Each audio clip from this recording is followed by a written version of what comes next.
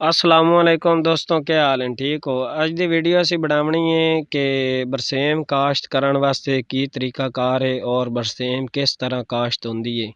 असी अज बकरियां वास्ते बरसेम काश्त करन लगे हैं। हुण तुसी ये वेखना है कि असी तुहानू मुकम्मल तरीकाकार और मुकम्मल तुहानू असी आगाह करसां कि तुसी जेड़ा है वो किस तरह काश्त करनी। यदि ज़मीन की तैयारी करने वास्ते सब तो पहले तुसी गोबर लै लो, आली लै लो वड्डे डंगरां दी या छोटियां दी, क्योंकि उहदे नाल तुहाडी DAP खाद जितनी ही पावर होंदी और वो बहुत ही ज़्यादा तुहानू फ़ायदा पहुँचा सकदी, क्योंकि उस दे विच ये होसी बई सब तो ज़्यादा तुहानू फ़ायदा किस चीज़ दा है। इस चीज़ दा है वो ज़मीन नू नरम रखदी है और वो पैदावार फिर अच्छी होंदी है। जिहड़ी ज़मीन सख्त हो जाती है ना, उसकी पैदावार घटदी है। असी पहले इसनू आल वगैरह दे के उस तो बाद साड़ी ज़मीन जिहड़ी बूटियां और तल्ला वगैरह इतना ना आई। जिस ज़मीन तल्ला ज़्यादा हो सी ना घाह जड़ी बूटियां वो सही वाहती नहीं, वो वास्ते एक रोटीवेटर फिरा के उस बाद जनाब उन वहाओ, वो अच्छी तरह वासी और गिली ज़मीन वहाओ। साढ़े कोल पिछले दिनों बारिशों का सिलसिला आई, वो असी ज़मीन वाही है बहुत ही बरीक आ, तुहाडे सामने ही है। बहुत प्यारी फसल दे, बहुत प्यारी ज़मीन और फसल भी बहुत अच्छी हो सी।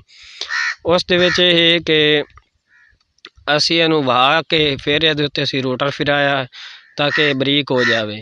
उस बाद असी ये उत्ते सीयां लवा के 2-3 फिर असी जनाब आखिरी सी जिहड़ी है वो सुहागे दे नाल लवाई। उस बाद असी ये बन्ने वगैरह बना के ते हुण ये वेखो कि बरसेम जिहड़ा है तुसी गड्ढना किस तरह। जे तुहाडी ये रेतली ज़मीन ते तुसी उहदे विच जनाब पहले भी सुक्की ज़मीन सट के असी आ पानी लाया ना, तो उहदे विच पानी नहीं लावना। सुक्की सट के उत्ते तुसी डिंगरी फेर दियो बरी बेर दी या किकर दी या कोई टाली वगैरह दी, ताकि बी ज़मीन दे विच मिल जावे, उत्ते पिया तर न जावे। पानी लाया बरीक होंदा बी इस वजह तो। अगर तुहाडी पक्की ज़मीन है जिस तरह साडी है, फिर इहदा तरीकाकार है कि तुसी इसनू जनाब अली भरा के क्यारे फुल बटा फुल भरा दियो, ताकि पानी इहदे विच खलो जावे, ज़मीन जिहड़ा पीवना है पी लवे। उस बाद तुसी बीज जिहड़ा है अपना उन्होंने सटना शुरू कर दो। ये तरीकाकार इसदा ये हो गया। और उस तो बाद जनाब तुसी वो अपना ये प्रोसीजर करके तुहाडा इत्थे कंप्लीट हो गया। और इस दे विच तुसी हुण बीज केड़ा सटना है और बीज मिलावना की है और केड़ी केड़ी तुसी बीज इस्तेमाल कर सकते हो। इहदे विच वेख लो कि असी वो अगे नालियां बनाईयां इत्थों थोड़ी नज़र आ रही हैं, ते उन्हां नालियां दे उत्ते असी सब्जी लाई है, दाने लसन पालक गोंगलू शलजम जिन्हों आंदे न, और उस तो बाद जनाब आली मूलियां और सौंफ वगैरह। ये असी अपने घर दी फसल सारी बीजी ताकि सब्जियां जड़ियां हैं वो घर दी हो जावें, वो अच्छी हैं।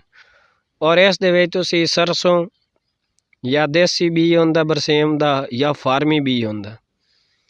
फार्मी भी असी ते देसी रला के गड्ढदे हैं। ਉਹਦਾ फ़ायदा ये होंदा है कि जिहड़ी पहली कटाई होंदी है ना वो जल्दी करनी होंदी है, क्योंकि अगों जेड़ा है ना पट्ठे शार्ट होंदे न, और पिछे फिर जेड़ा देसी बी है ना बरसेम दा वो बड़ी स्लो दे नाल लोपरा देंदा है। वो थोड़ा टाइम लैंदा है, फिर जदों होंदा है तो फिर वो चंगा होंदा है। असी फार्मी इहदे विच मिक्स इस तो करने हैं कि सानू वो पहली कटाइयां जदों होंदियां ना उस तो जनाब फौरी बाद ही सानू वो फार्मी जेड़ा है कटाई वो कर सकने, वो कटाई देवनी शुरू कर देंदा।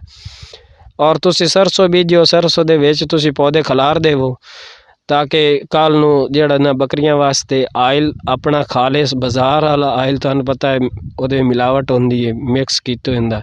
जेड़ा घर दा आयल होना है तसल्ली दा वो आप खुद भी इस्तेमाल करो तो वो बकरियां नू भी इस्तेमाल करवाओ।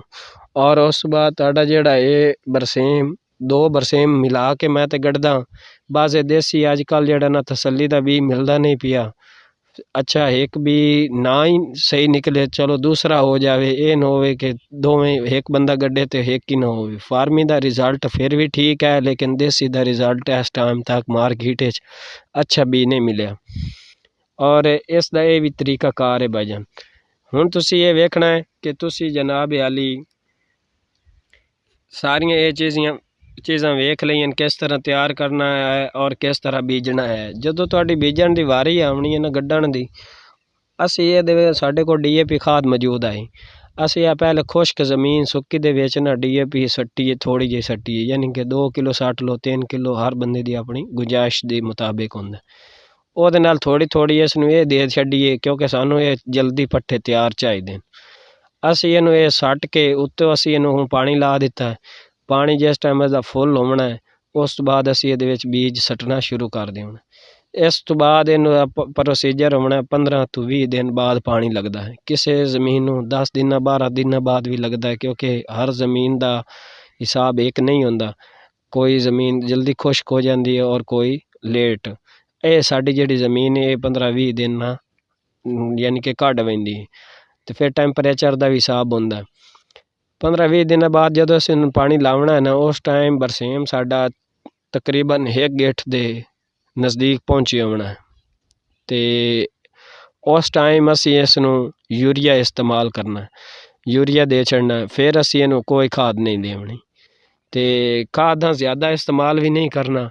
ਹਾਂ ਜਿਹੜਾ ਬੰਦਾ ਆਲ ਵਗੈਰਾ ਜਾਂ ਗੋਬਰ ਵਗੈਰਾ ਨਹੀਂ ਇਸਤੇਮਾਲ ਕਰਦਾ, ਉਹ ਆਲ ਨਾ ਪੈਂਦਾ, ਉਹ ਜਿਹੜਾ ਇਹ ਖਾਦਾਂ ਇਸਤੇਮਾਲ ਕਰ ਸਕਦਾ ਹੈ। ਲੇਕਿਨ ਖਾਦਾਂ ਤੋਂ ਵੀ ਬਚਣਾ ਚਾਹੀਦਾ ਹੈ, ਇੱਕ ਜ਼ਹਿਰੀਲਾਪਨ ਹੈ। और मेरे हिसाब के मुताबिक मैं इन्हां तो कम इस्तेमाल करना। अगर वीडियो अच्छी लगे वीडियो को लाइक करो, शेयर करो और चैनल को सब्सक्राइब लाजमी करो।